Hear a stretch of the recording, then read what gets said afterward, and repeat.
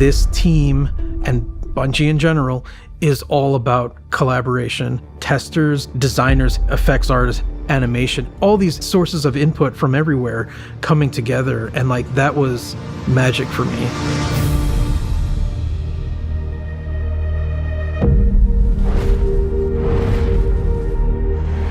The final shape, it felt a little like a love letter at times. We really thought about bringing that forward to the weapons. Like Kvostov, it's the first gun you get. There has to be the narrative bookends of the first gun I got in the game. It's here in the Pale Heart. It's like this old friend returned. How do you make this thing really good and really powerful without making it not what it is? And that was really challenging. What we ended up deciding on is it is about your skill. Oh, it's all in the wrist. A little like it's gonna bounce several times down this line of guys. You're just really good at bouncing this bullet. It's fate almost. This thing's dope. Help! Yeah. And we pepper in the number 7 in as many places as we could. So it bounces 7 times. It's got a bunch of 7s in its stat. You get 7 bouncy bullets when you pick up an Orb of Power. Bungie has a long legacy of loving the number 7, and this felt like the right place for it. Cade has this iconic hand cannon that in a lot of ways has become a symbol.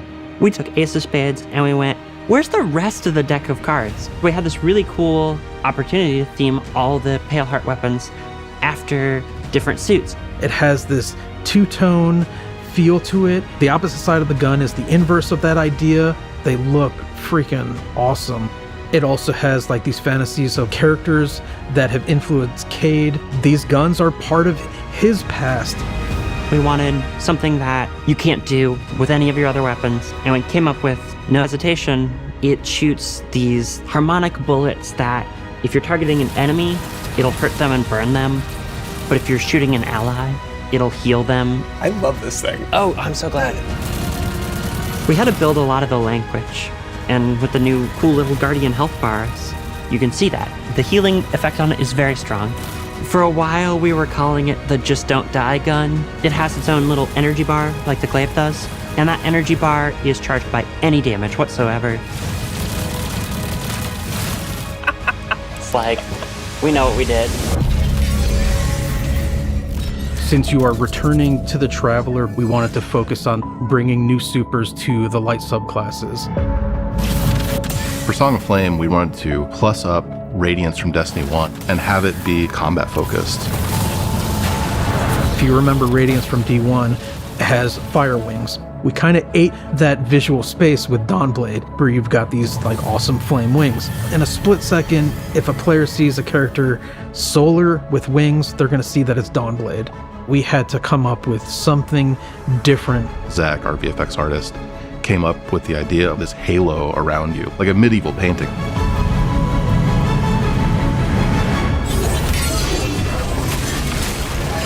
Twilight Arsenal is a one-off super that also creates these axes. Coming up with visuals for that axe, it was an interesting challenge. How do we want to root this in Destiny? We took a lot of inspiration from Titan's shield. What would it feel like if the axe was the shield broken up? And when you look at it side by side, you can definitely see that connection between the two.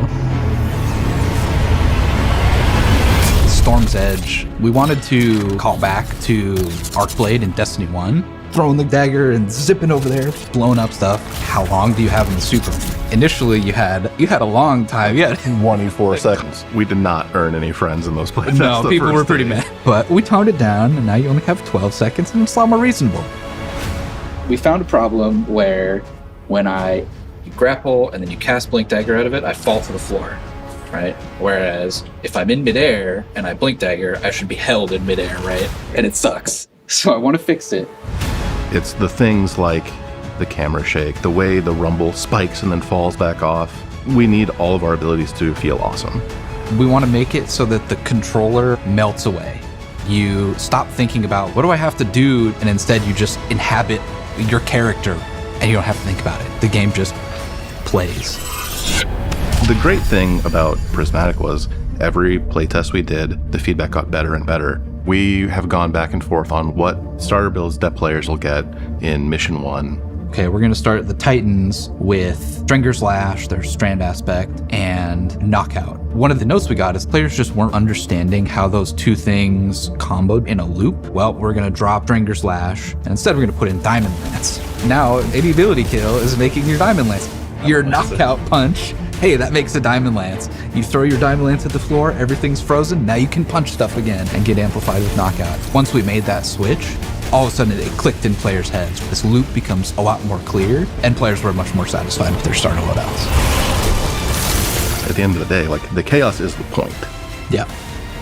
If you aren't surprised and delighted in a way that you didn't expect, like, Yeah. This strike is probably one of the coolest strikes that we've ever released. I started my Destiny journey playing strikes. I really wanted to push the expectations of what a strike could potentially be. This strike, it's sort of a memory out of the Witness's history of its race and what its buildings may have looked like in the past. A lot of the inspiration comes from 30s pulp novels, adventure flicks, uncovering ancient, hidden cities that have not seen a living soul in eons. And then subsequently destroying those cities moments later.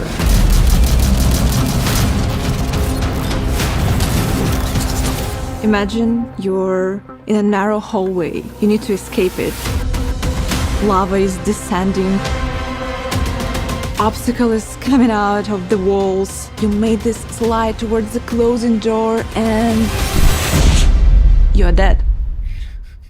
The door just closed right in front of your face, so... That happens a lot. I have 7 Gilded Conqueror titles. I want this strike to be the hardest strike we ever made. I want people to scream and cry over this strike. Oh no! And just say, how do I complete this strike on Grandmaster difficulty? And I'll be like, yes. That's kind of one of the fun parts about making a strike. There's so much freedom and creativity to do wild things, and then testing that. It's just a lot of fun, that back and forth. We have a very tight relationship with Test as designers, and I couldn't do anything I do gameplay-wise without Test there at my side. But as soon as I can get fresh eyes on it, I think that's where it really comes in. We ran a lot of play tests, and every time I would invite people, I'm like, this is final play test, but it's never final. We just can't stop. It's really not just one department creating something special. When you see all those things combined in the iteration and the back and forth, and when you get to this end result where it just feels like it couldn't be any other way, we hit on something amazing here.